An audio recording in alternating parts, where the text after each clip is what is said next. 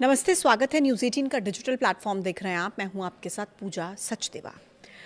Israel America के हमलों के बाद ईरान भी भयंकर अटैक कर रहा है। लगातार अपडेट्स हम आप तक पहुंचा रहे हैं और आज इस वीडियो की शुरुआत ईरान इजराइल युद्ध से जुड़े एक बड़े अपडेट के साथ ही मैं करूंगी। देखिए, ईरान का दावा अब ये है कि उसने बेंजामिन नेतन्याहू के ऑफिस पर हमला कर दिया है। ईरान का कहना है कि IRGC की मिसाइलों ने नेतन्याहू के ऑफिस के अलावा इजरायली वायुसेना के मुख्यालय को भी अपना निशाना बनाया है। ईरान टाइम्स के मुताबिक इस हमले के बाद इजरायली नेतृत्व में हड़कंप मचा हुआ है। हालांकि पीएम नेतन्याहू के दफ्तर पर मिसाइल अटैक के ईरान के दावे को इजरायल ने पूरी तरीके से खारिज कर दिया। इजरायल का यह कहना है कि ऐसा कोई भी अटैक किया ही नहीं गया।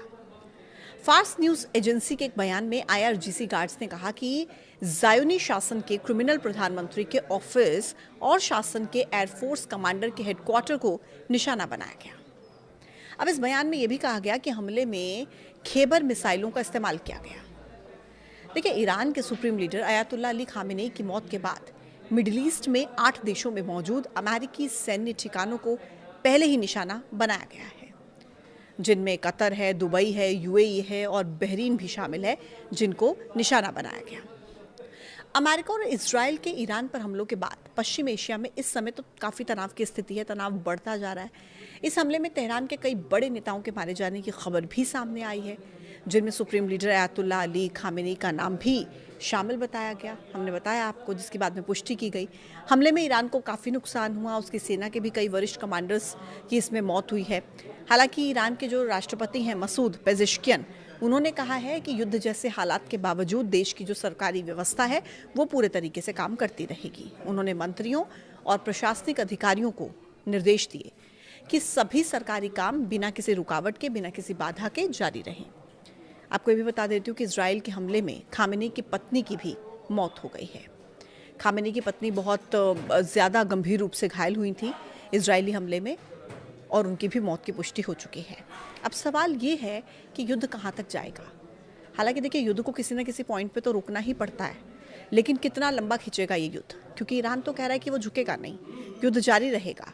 लेकिन कब तक जारी रहेगा, कितनी कैपेबिलिटीज़ हैं इस युद्ध को जारी रखने की और कितने दिनों तक जारी रहेगा, क्योंकि इतना तो तय है कि जितने ज़्यादा दिनों तक ये युद्ध जारी रहेगा इसका असर सब पर होने वाला है, दुनिया के हर एक देश पर होने वाला है, ना केवल मिडिल ईस्ट पर बल्कि हर एक देश पर इसका असर होने वाला है। तो सवाल लगातार यही है कि ये युद्ध कब तक जारी रहेगा और मध्यस्थता का रास्ता क्या होगा, कैसे बातचीत हो पाएगी, कैसे ये युद्ध रुकेगा, क्योंकि ईरान लगातार जो हमले ईरान पर हो रहे हैं इजराइल अमेरिका की तरफ से, उसके बावजूद ईरान का भी ये कहना है कि वो झुकने वाला नहीं है, वो जवाब देगा। और खामेनेई की मौत के बाद तो ईरान लगातार और ज़्यादा अटैकिंग मोड में आज नज़र आया है। तो ऐसे में हर अपडेट आप तक पहुंचाएंगे, इस युद्ध से जुड़ी हर एक बात आप तक पहुंचाएंगे। आज के वीडियो में इतना ही। आप कमेंट बॉक्स में अपनी राय ज़रूर बताइएगा इस पूरे युद्ध को लेकर। आज के वीडियो में इतना ही। देखते रहिए न्यूज़ 18। नमस्कार।